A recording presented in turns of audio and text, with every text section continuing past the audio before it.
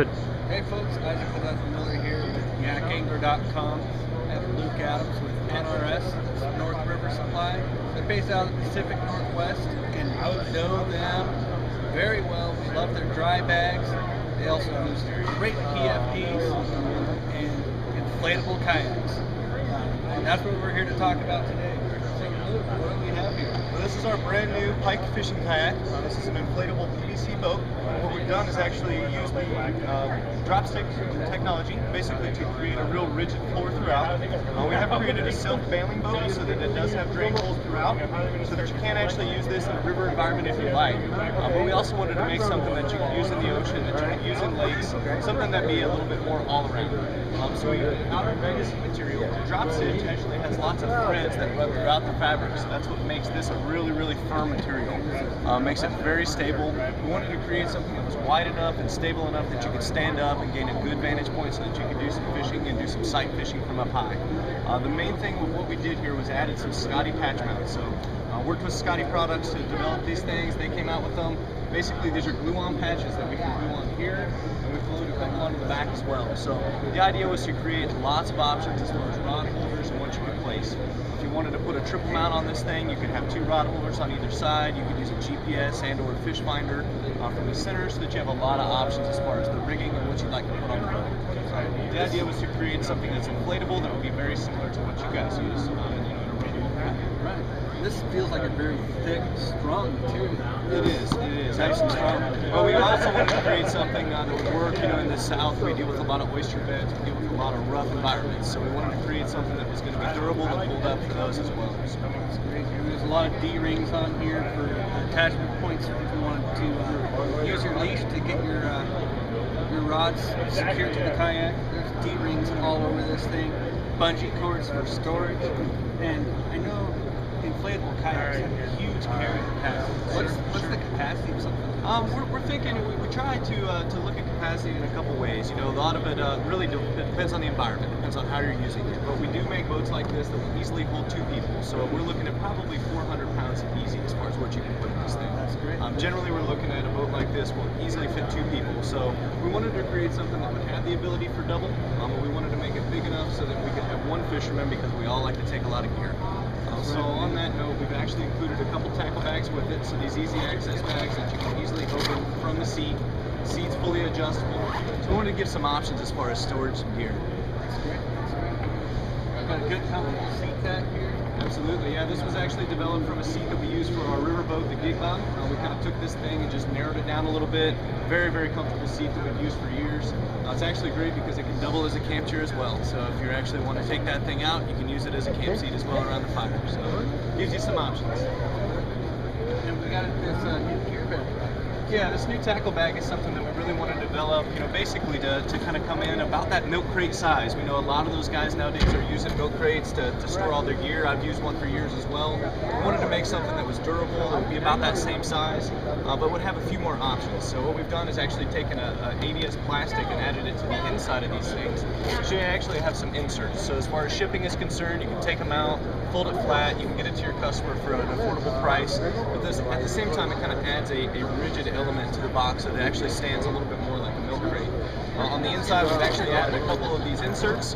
You can easily put your fly line and tippet in here. If you're a fly fisherman, you can add a lot of smaller, thin items to the inside. Small maps. Absolutely.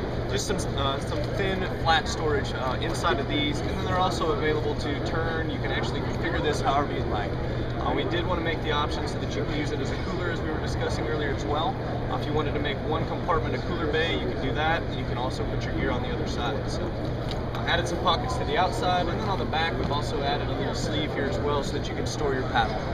We're getting into the stand-up paddleboard market a little bit more. It's obviously a growing sport, so we wanted to make something that you can use both in the kayak and on the SUP and be able to store your paddle and all your tools and all your gear. So double rod holders on either side, lots of pockets, and lots of attachment points so that you can put whatever you'd like on it. Now, speaking of the stand-up paddleboard, you guys have an inflatable stand-up paddleboard. Absolutely, yeah. We've taken the same drop stitch technology and we've kind of encompassed this and brought it over to the SUP market. Let's take a look. Absolutely.